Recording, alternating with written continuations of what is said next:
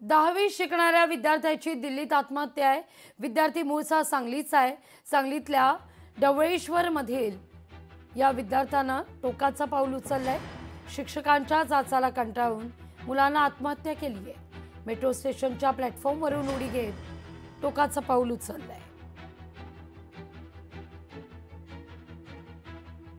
त्याला सर्वस्वीपणे शाळा, युक्ती महाजन मॅडम, प्रिन्सिपल अपराजिता पाल, मनु कार्डा आणि जुली वर्गीस हे जबाबदार आहेत। माझ्या मुलाने एक सुसाईड नोट लिहून ठेवलेली आहे।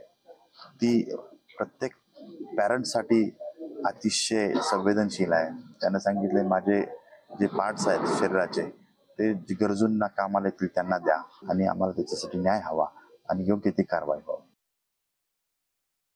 एक दुर्दैवी घटना महाराष्ट्राच्या बाबतीमध्ये आपल्या देशाची राजधानी दिल्ली या ठिकाणी घडलेली आहे।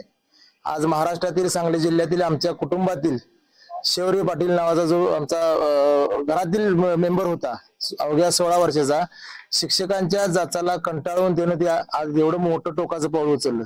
खरं तर त्याची सुसाईड नोट जर वाचली आपण तर तो किती समजूतदार आहे आणि किती निर्मळ मनाचा मुलगा आहे हे आपल्याला लगेच समजून येईल। माझ्या मृत्यूनंतर माझे सर्व अवयवदान करावेत एवढी समज त्या मुलाला होती। त्याला किती तीव्र त्याला त्रास झाला असेल शिक्षकांकडून ह्याचे आपण अंदाज लावू शकतो। आणि अशा महाराष्ट्रातील कुटुंबावर किंवा महाराष्ट्रीयन मुलावर दिल्ली सारख्या ठिकाणी अशी वेळ येते। खरं तर आज ही आपल्या संपूर्ण महाराष्ट्रासाठी दुर्दैवी घटना आहे। आमच्या सांगली जिल्ह्यासाठी, आमच्या खानापूर तालुक्यासाठी येणाऱ्या काळामध्ये अशा गोष्टी घडल्या नाही पाहिजेत।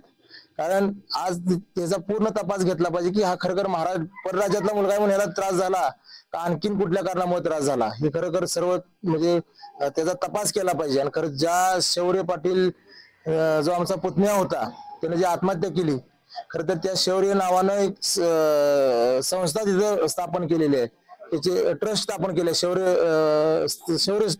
ट्रस्ट म्हणून स्मारक।